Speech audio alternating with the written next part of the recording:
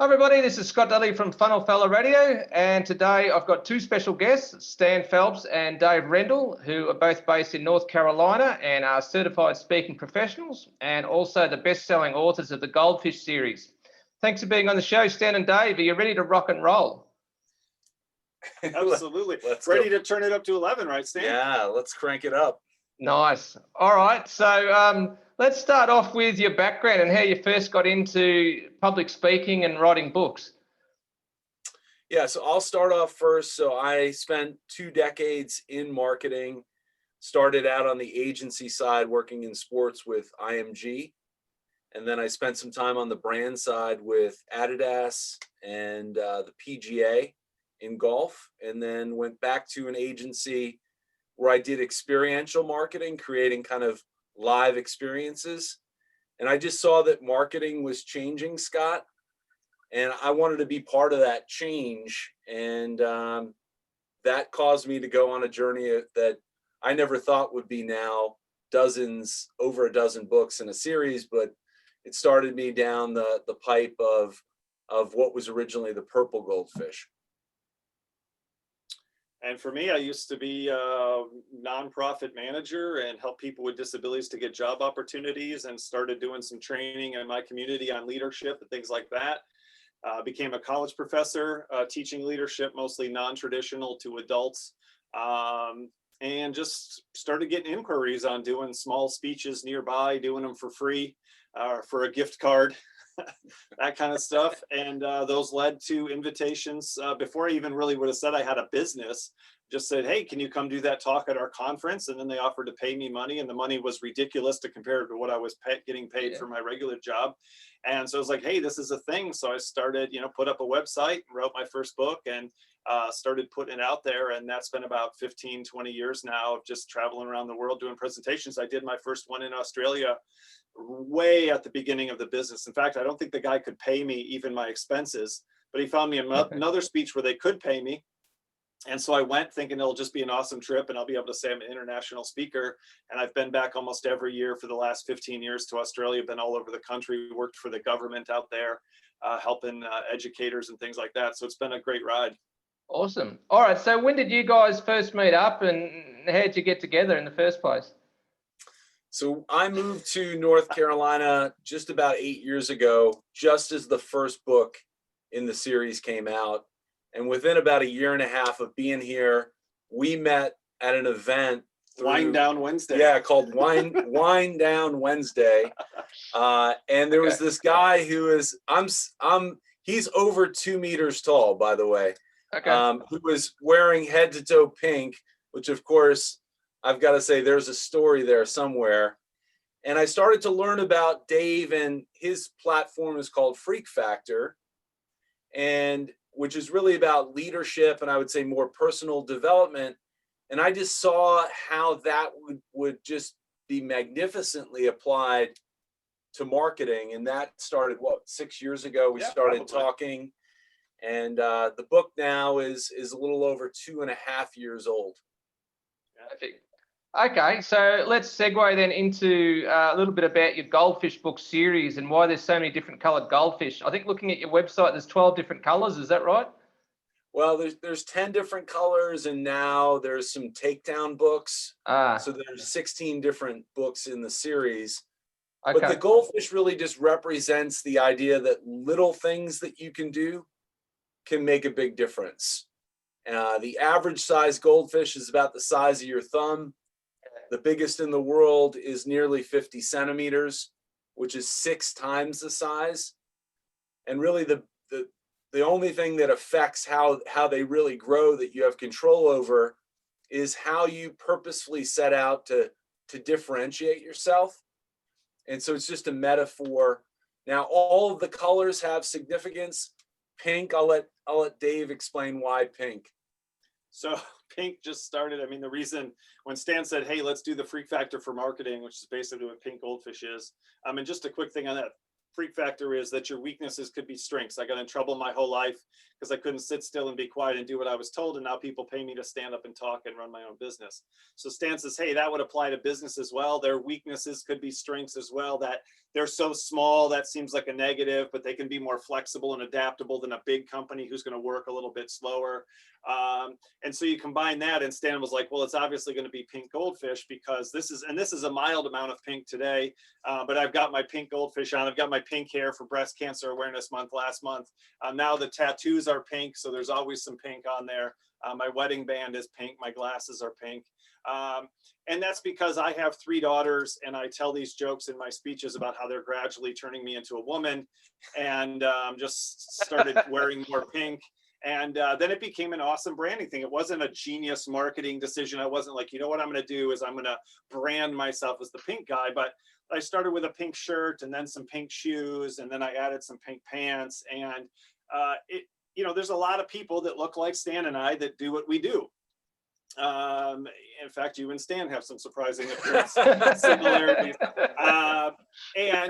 So it's a way to stand out, but it didn't start that way. But once I realized it was, then it was just a matter of how much can I take this even farther, which is another pink goldfish thing and a freak factor thing, which is when people tell you you've gone too far, maybe you haven't gone far enough. Like, right. Dave, isn't that too much pink?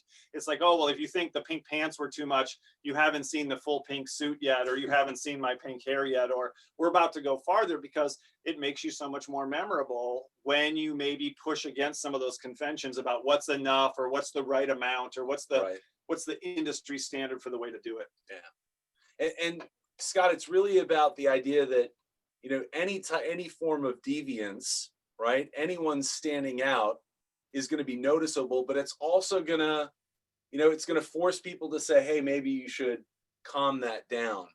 Yeah, I pushback. Yeah, I remember in Australia the tall poppy syndrome, yep. right? Oh, yes. Who's standing out, you're going to just get lopped off. Well, what we're talking about is if people are telling you that, you probably know that you're onto something. Yeah, and that the reason they have tall poppy syndrome is to tell you, don't do that, right? Shrink yourself. Don't deliberately stand out. And as an actual tall poppy, and in fact, that happened to me in Australia. I was speaking at a school when I did one of the tours that I was talking about. And this lady they said, hey, this is Dave, and he's here to do the speech. And it was her job to tell me where and when and all these kinds of things. And the first words out of her mouth were, you're too tall, right? And so, what are you supposed to do with that? But in business, we take that seriously. Oh, you guys go too far. Oh, you do too much. Oh, you're open too often, or you're not open enough. You're too much, or you're not enough of something. And then we go, oh, I must be messing it up. I must be doing something wrong. And we think it's our job to kind of constrict ourselves to other people's idea of what good is. And what Stan and I are trying to do is really expand that definition to even include, doing the opposite of what those people say. They say, oh, you need to do less. And you're like, oh, we're about to do a whole lot more than you can possibly imagine. And that's what's going to make us successful. It's not going to be moderating or balancing this characteristic. Okay, so was the purple one the first one of the series? Yeah, the purple one was the first one. The reason behind that color, and actually the first 3 colors, was because of Mardi Gras. Ah, okay. So there's a word that comes from Louisiana, from New Orleans specifically, that's called lanyap. It's a little bit French, right? From the French influence there. It's Creole, so it's French and Spanish in origin, and it literally means the gift or to give more. And so it's the idea in business that very much business becomes transactional.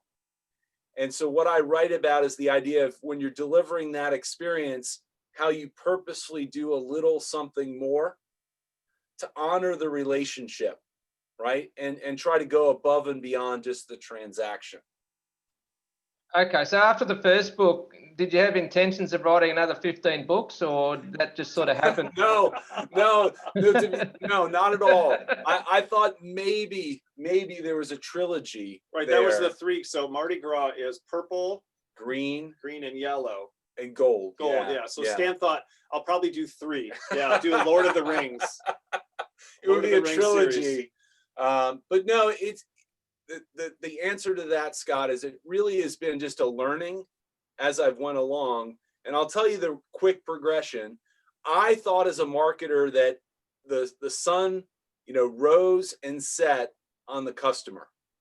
and that too much of what we do in marketing is focused on the prospect and not enough on the customer. The existing, taking care of that person you already have instead of chasing that new thing. Right. Instead of chasing the two in the bush, take care of the customers you have, because if you do that right, they will bring you the customers you want. Yes. But what I realized, I studied over 1,000 examples. I crowdsourced 1,000 examples of companies that did little extras, that the companies, Scott, that really got it didn't put the customer first. They put their employees first. Okay. And they did the same concept. They did a lot of little things for their employees. So I'm like, well, now I got to write a book about how companies do little things to reinforce culture and drive engagement. Yeah. And then what I realized is, this is another learning, is that I used to think you would treat all of your customers and all of your employees the same. Offer them just a little more, make it a little better. Yeah, you're no better than I am, right? Yeah. Or as an employee or a customer. And that's stupid. Because when you do the research, you find that your top 20% of customers drive 80% of your profitability. Your top 20% of your employees drive 80% of the value. That you cannot lose your top customers or top employees. So you don't treat you treat everyone fairly. And that's what the gold was about, your vital few. Yeah. And then I'm not going to go through the 10, but the next one was technology, because how important digital was. It's called the blue goldfish. That was followed by red, which is all about, inspired by Bono and the idea that purpose can be a differentiator in business. And then pink was the sixth in the series. It was all really just to get him to pink, right? He realized once he got to pink that all his other ones were basically irrelevant books. He could actually like burn those and just put that behind him, because now he had achieved the pinnacle. Right. The pinnacle of success and relevance really in the marketplace. Except for 7, 8, 9, 10. But see, you're still realizing that pink. Yeah, but what's neat is now, in the last 2 years, we've now done purple goldfish 2.0. We've done green goldfish 2.0. Okay. Credit, I skipped gold, blue, and red, and we're doing pink goldfish 2.0 because I think it's probably the best in the entire series. And I'm not just saying that because you're here with me. And that's the thing. I mean, pink has been insane. We've had, we published the book actually just a little under 2 years ago, April of 2018. And then we recorded the audiobook in January of 2019. And we already had an extra hour of content that we just added onto the end. We kind of treated it like a podcast because there was nothing else left to read, but all these things had happened. And then even since then, in fact, almost even more so, we basically almost have a whole new book. I mean, we have multiple examples in every category of just, so one of the things you said, digital marketing, we have these companies who, instead of trying to minimize their 1-star reviews, instead of trying to maximize their ratings on TripAdvisor or Yelp or whatever it happens to be. We got this example of like Botto Bistro where the guy said, hey, I'll give you 25% off your pizza if you give me a 1-star review.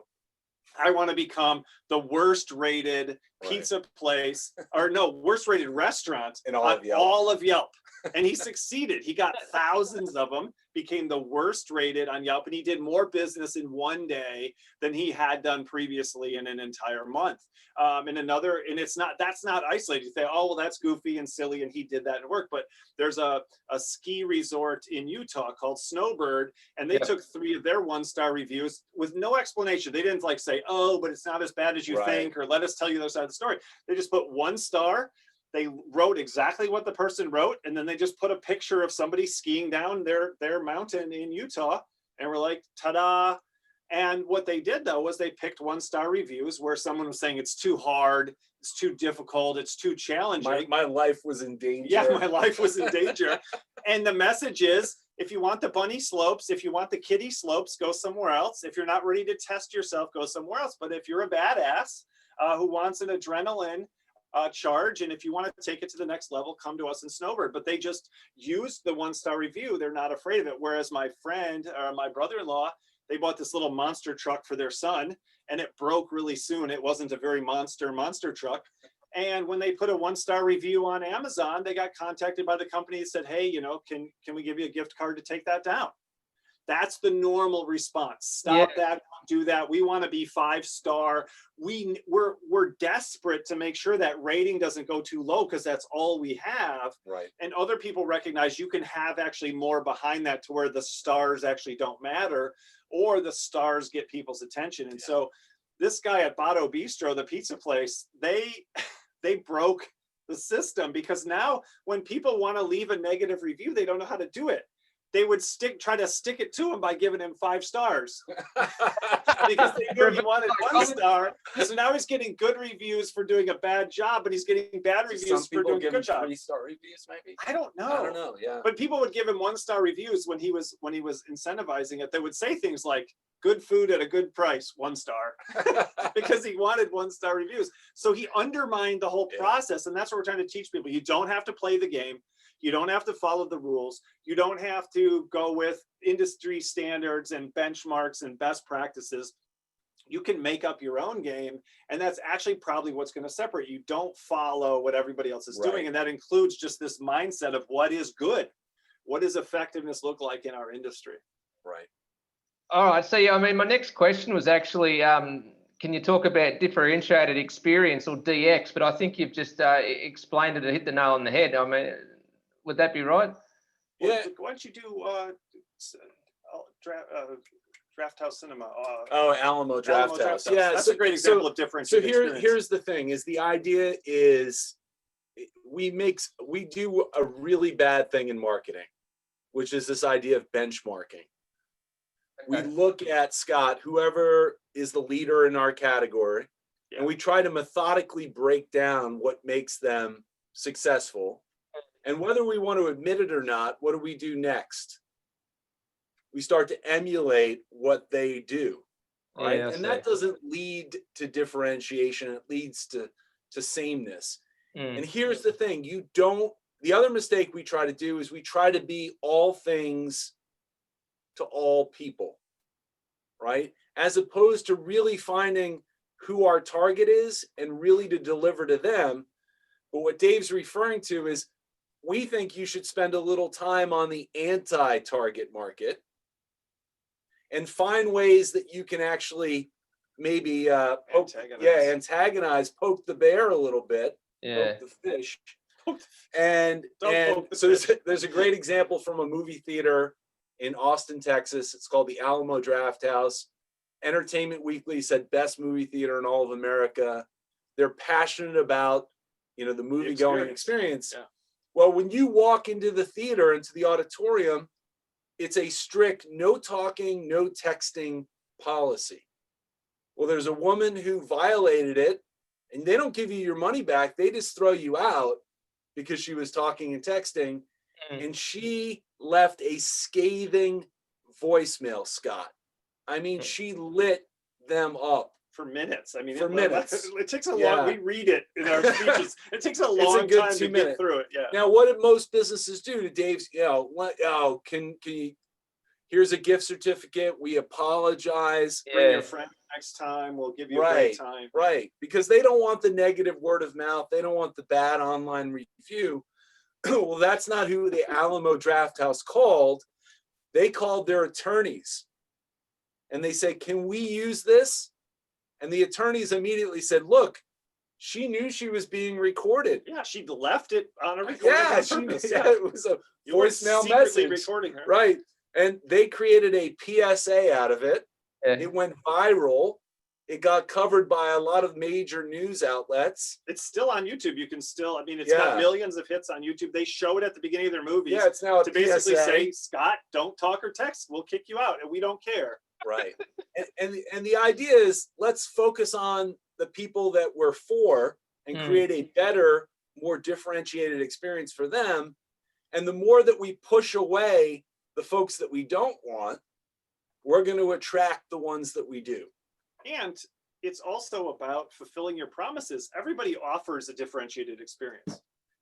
we have these rules, or it's better here, or we'll do this for you. And then they don't, right? Normal movie theaters are supposed to manage the noise. Normal movie theaters are not supposed to have babies crying the whole time. Right. Normal movie theaters are not supposed to have 3-year-olds jumping from chair to chair while you're trying to watch your movie. They have that as part of it, but they just don't enforce it. There's nobody who's going to tell anybody to, even right now, let's take masks, right? People say they might have a sign right on the door. There's a restaurant by my house, has a sign right on the door, you must wear a mask to enter. So I got my mask on, I walk in, the people taking my order don't have a mask on. The people working there don't have a mask. You must have a mask to enter, except we don't care. We're not going to do anything about it. So part of it is, so many companies will offer that differentiated experience. We're better in fill in the blank way. But when push comes to shove, they won't actually fulfill it because it might make somebody upset, and they can't have that negative feedback. And that's what the whole Pink Goldfish is about. If you are going to be different, it is going to look bad in some ways. It's going to look like weakness. It's going to look like failure. It's going to look like a problem. It's going to look like you don't know what you're doing. It's going to make people unhappy. Right. And so the reason most companies don't end up different is because they won't actually deal with the negative consequences of being different. So they can't have any of the positive consequences of being different. And everybody just ends up homogenous and somewhere in the middle, trying to keep, because even everybody would say, we know we're not for everyone. Okay, so who are you willing to just antagonize and piss off? I mean, you're from England, or you support the English team, and now you're in Australia, right? So you've got both of those connections. So one of our examples in the book is Marmite, right? They come out with their love it or hate it campaign, and they know some people hate it. They don't try to tone it down. They didn't try to make a light version. They didn't add some honey to it to sweeten it up. They came up with a XX version of it. Right. They maxed it out. They said, oh, if you hate it, you're probably going to really hate this new one. But if you love it, and so they came up, and what did they come up with? Like a test? Yeah, they came up with a test you could take, like almost like a genetic, like almost genetic, like a genetic test, like so, an ancestry.com. Are you a lover or a hater? Yeah. They could tell. Which was, and they have these commercials of people getting their results at home, like, oh, I'm a lover, but you're a hater. I don't know if we can stay together. But they didn't. I mean, this goes back to Stan's thing. They're not saying, wow, if we could just tap into that other 80% of the population who doesn't like Marmite, think about the money we could make. Right. They said, wait a second. If we could do something that 20% loves, and that would make the people who hate it literally never even come close to be willing to try it. Like if you already hate Marmite, when you try their super duper ramped up, super double nasty, extra intense version, you're going to hate it. You're going to hate it. You're not even going to try it. You're going to be disgusted by the fact that they did it.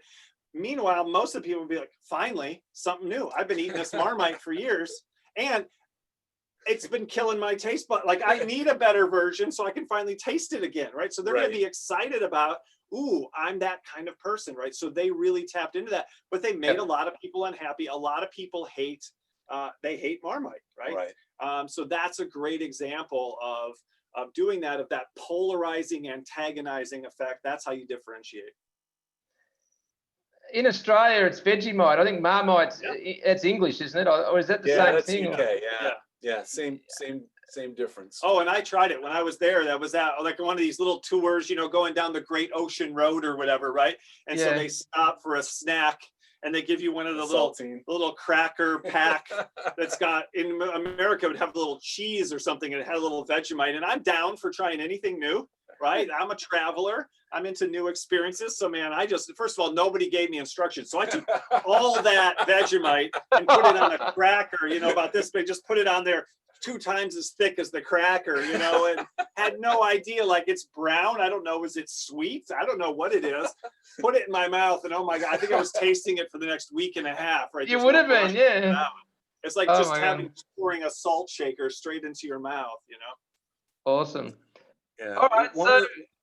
I'll go on. Sorry. I was just to say that there's one of the companies that we feature in the book, and I think you have it in Australia, but it's a Canadian cough syrup company called Buckley's. Have you ever heard of that, Scott? No, I haven't heard of that. No. So what's amazing about them is that it tastes so bad, Buckley's. It's a little bit like Vegemite. Well, no, my version of Vegemite. But it tastes so bad, and they didn't try to push against it. In fact, they embraced it. They actually compared in a blind taste test Buckley's to trash bag leakage, sweaty gym socks, oh my god, and public restroom puddle. I didn't know that one. Oh yeah. And it always compares unfavorably. That's the thing. So in a blind taste test, fake blind taste test, the person always prefers the seemingly more disgusting option, right? Like the person's like, give me more of that trash bag leakage before I want to have some Buckley's. So instead of trying to hide it, they exaggerate this quality that they have. And here's the thing. It's one thing just to stand out, but before they did this, they were 2% of the market. And they've been around for like 90 years. Oh yeah, for a long time. Right? After that, they became 11% oh my god, of the market. That was their expansion plan. In fact, they were trying to get into US and North America. And instead of saying, okay, if we're going to expand, we got to water it down, improve the flavor. They're like, we're going to attack people with this, with just telling them just how it's worse than you can imagine instead of it's better than you think. Right. And it worked out perfectly for them. It tastes awful because it works. It works. Yeah. And hockey stick growth. Yeah. Hey, we did that for the Canadians. We're not afraid to pander. We're not afraid to pander. That's what they call a hockey stick. Yeah. In Canada. Yeah. Just curious, who are your marketing idols or the biggest influences on your careers for both of you? Ooh. So I don't really have a lot of marketing idols because I started off in psychology and in leadership and kind of stumbled all across it on my own. I think probably the person who's in the marketing area that I ran into first that kind of made sense to me was Seth Godin, right? Purple Cow. Nobody had ever told me it was okay to be different. In fact, everybody told me don't be different, right? And don't stand out. And so ours is kind of like saying, yeah, Purple Cow is great, be different. The problem is most people will never end up being different because different seems bad, right? So our book is like, well, what do you do when people say, well, cows shouldn't be purple? Yeah, it stood out and everybody said, stop that. That's no good. Nobody wants a purple cow. That's disgusting or ridiculous or offensive or whatever. So we're like, hey, that will happen. So how do you deal with that? How do you get ready for that? And how do you know that it works? Right. So Seth Godin is probably the person that stood out the most to me. And got my attention and helped me start thinking more about marketing. But most of it's been kind of learning it on my own. I mean, part of the Pink Goldfish is the success of me being pink in a world where men are blue, right? When you do the gender reveal, it's blue for boys and it's pink for girls. Yep. And I deliberately do the opposite of that. And so a lot of it's just been learning through experience and then finding that there's real world examples. I mean, that's kind of what we did is like, hey, this idea, we know this idea works. Right. Let's go find real world examples so people can trust it enough to put this in practice in their business because it'll actually work instead of take my word for it or take Stan's word for it. And I think that's a big part of the book. We're not saying, Stan and I are super smart and we have this theory, trust us. I mean, all we give you is just example after example after example after example. You can not like it. Right. You don't have to do it, but it works, right? It works in real life. There's a way to make it happen if you try, but you can't say it doesn't work because all we give you is proof that it does work. Right. Yeah. I'll give you a couple of mine. So Jay Baer, I don't know if you know who Jay Baer is. No, I don't His actually. latest book is called Talk Triggers. Okay. And what I love about Jay, he's got another great book called Utility. Great marketing is about help and not hype. YOU. Okay. And Talk Triggers is very much, in the line of Pink Goldfish. Okay. Look, we all know that word of mouth is the best form of marketing, right? Yeah. 97% of people will tell you that's number one. But when you ask companies, do you have a word of mouth strategy? Or why would anyone talk about you? Or why would anybody talk about you? Yeah. There's only about 3%. And studies show, Scott, that only 3% of companies or individuals have the ability to think and act differently. It's because the 97% are constricted by norms. Legal, moral, social, ethical. It forces them to stay within the box, which are usually imagined too, especially the legal. You know what I mean? They're like, oh, I bet we'd get in trouble, or that seems like maybe you couldn't do that. That's not politically correct. I mean, even Alamo Drafthouse called their lawyers first. They're like, we got this idea. Right?